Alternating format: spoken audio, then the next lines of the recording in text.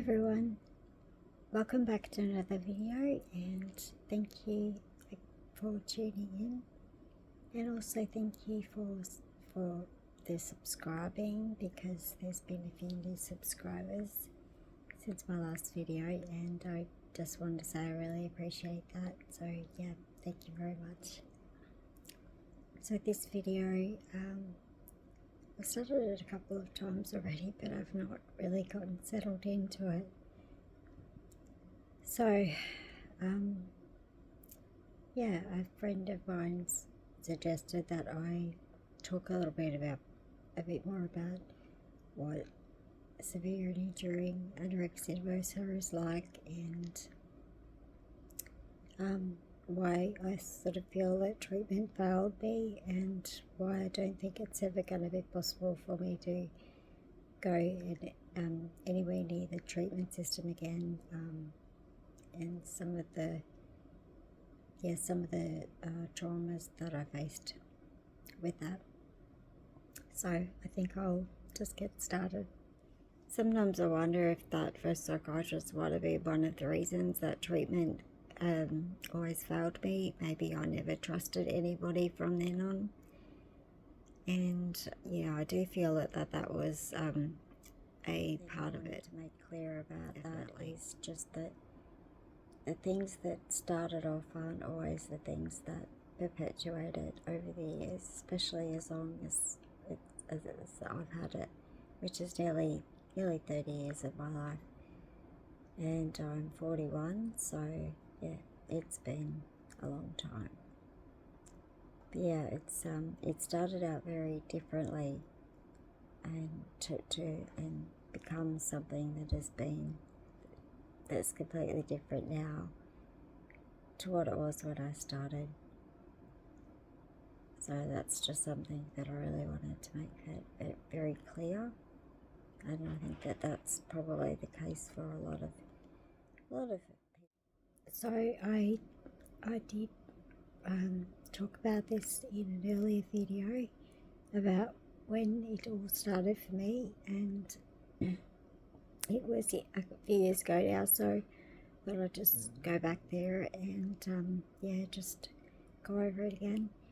So I was 13 years old, and in year 8 at high school. It was my first year of high school, and I remember the thing that kind of triggered it was when I was in my home economics class, and we were learning about food and nutrition and stuff like that, and I remember for the first time hearing that some of my favourite foods are actually really fattening and quite unhealthy.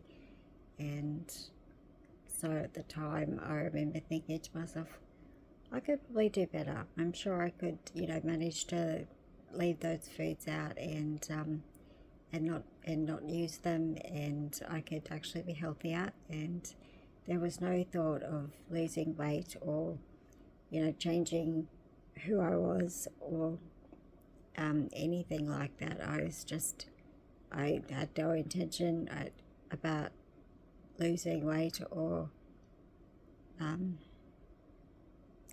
or any sense of pressure that I needed to change anything.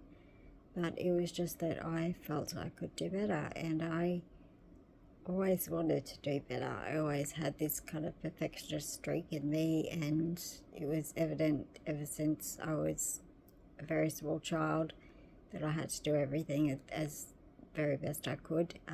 So I was a bit of a perfectionist, so this was just another thing. So it kind of went from gradually cutting out things like sausages and sausage rolls and my favourite chocolate milk that I'd have every day for lunch, the lollies and chocolates that I used to eat with my family. We were all quite, a bit of a chocoholics, and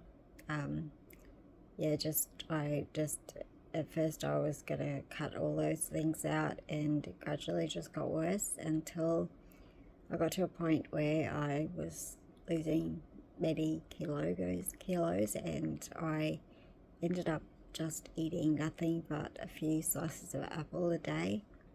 So I had no idea how how long it took for me to get to that point, but yeah, it was, yeah, just a few slices of apple, and I had begun to lose a lot of weight, and it had become quite noticeable, and I didn't have much energy either, of course.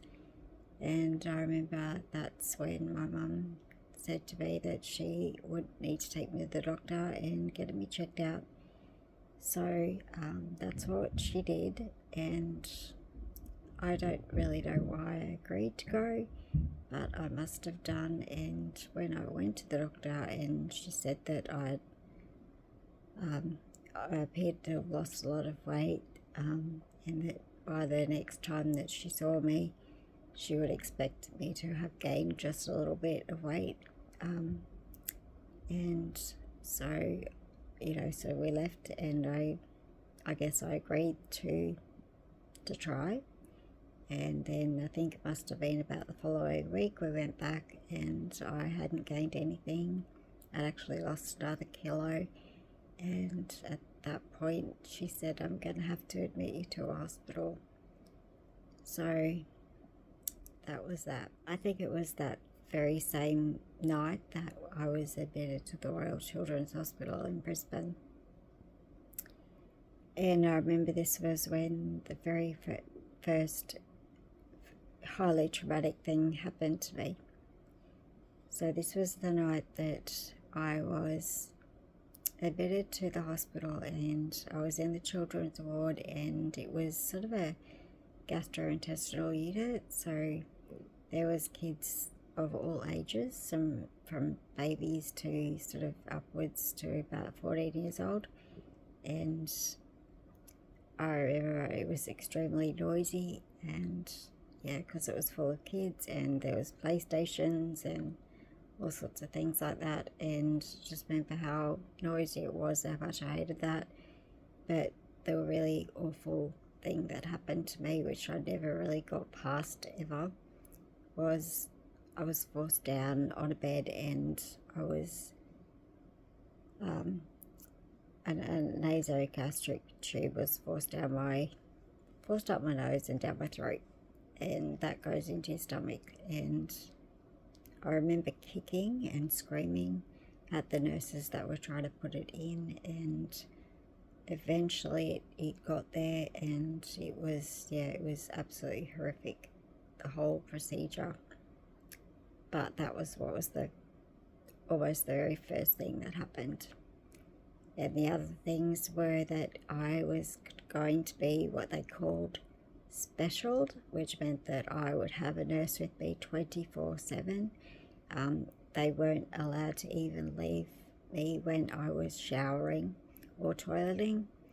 They had to come everywhere with me and witness everything. Just, I suppose it was because they didn't want you to be purging anything or anything like that. So that was what it was like for about the first week. I was told that I'd be specialed. I also remember there's some really nasty nurses at the time, and one of them was often looking after all us eating disordered kids, and I think most of us were about 13 years old. I think there might have been one 14-year-old, and there was also one boy, and he was 14 at the time, and he's actually passed away. But I remember this nurse saying to us all, you guys don't deserve beds here. You should be leaving places for kids who are really sick, that, don't bring it on all themselves. And I just never forgot hearing that, because it was incredibly cruel, and it's not something that would, I think, ever happen now, because people realize how serious eating disorders are. They are a psychiatric illness, and that there's a lot more to it than simply wanting to look like skinny.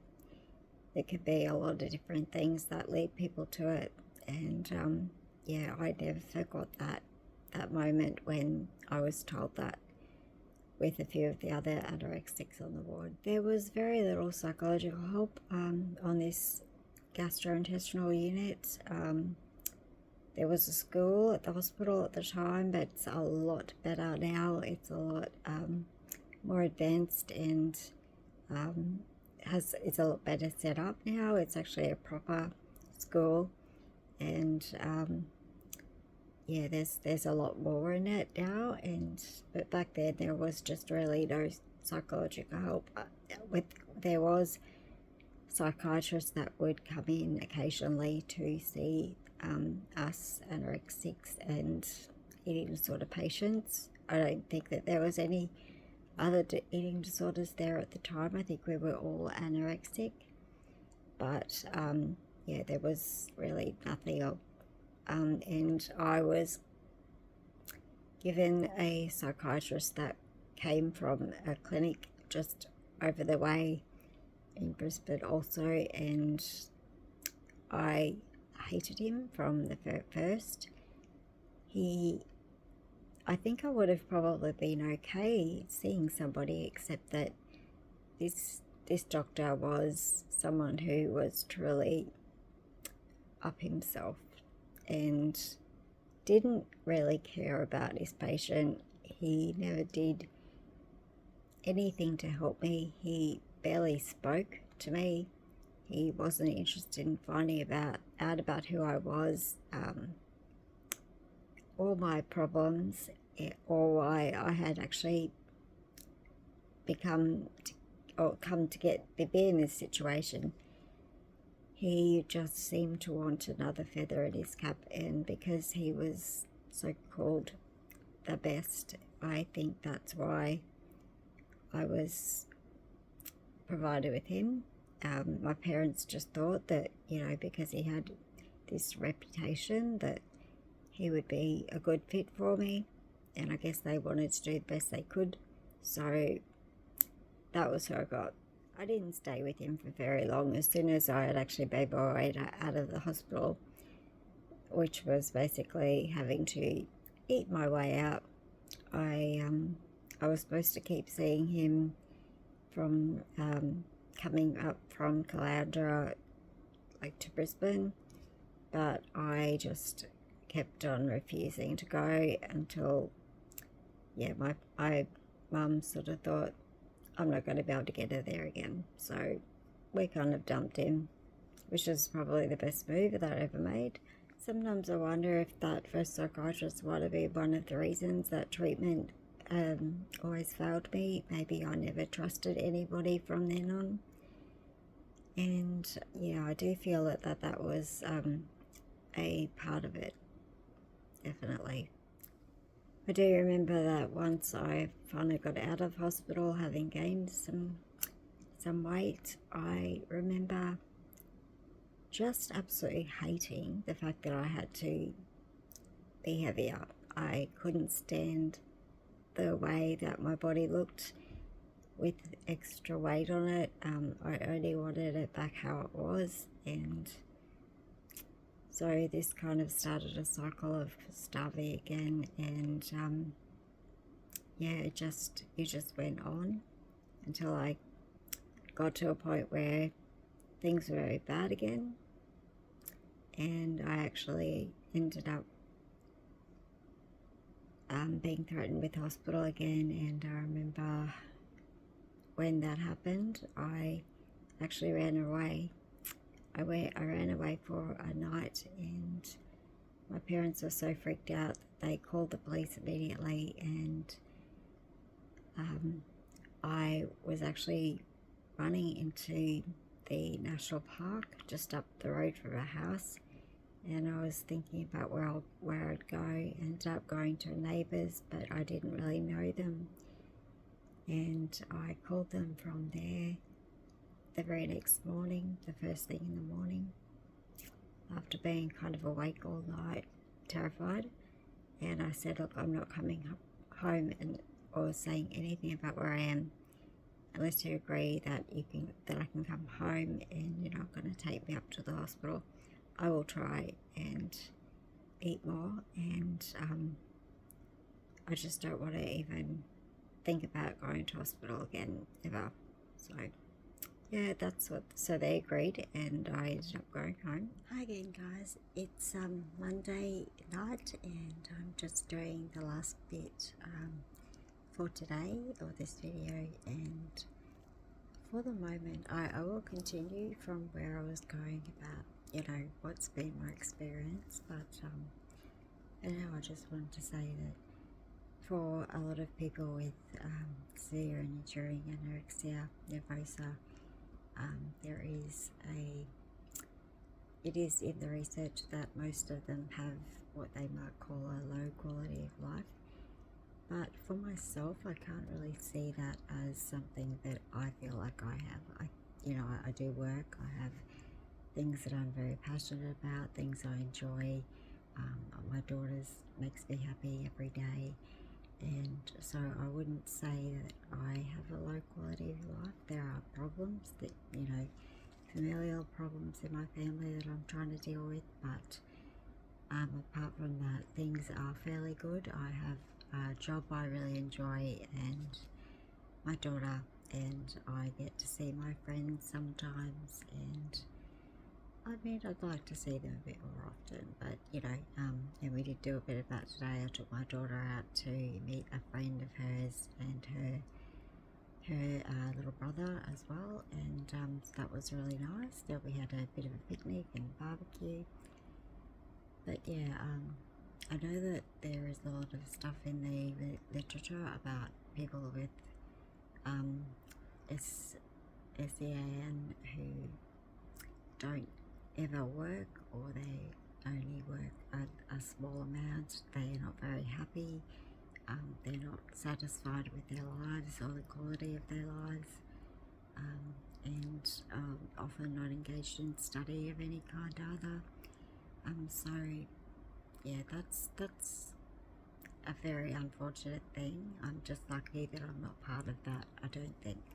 I do actually have some friends, like I said, who actually don't feel very positive in their lives, and I've got other friends that are very, very satisfied with their lives because they're actually fully recovered. So I've got both kinds of friends, and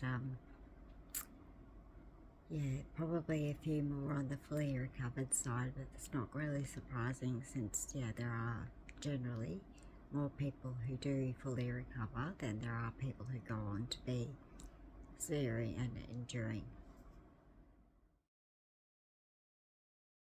Hi guys, just editing. I just wanted to let you guys know that the first, straight after the intro of the video, I did actually stick in a couple of the pictures of my painting at the moment, and so yeah, just hadn't included that yet. Yeah guys, like I said, I'll probably finish this video now, and yeah, I will be continuing on with what I was talking about, and a bit about, you know, my history and a bit more about SEAN in my next video. But yeah, just really wanted to say thank you all for everything and being so supportive in your comments and feedback. It's great.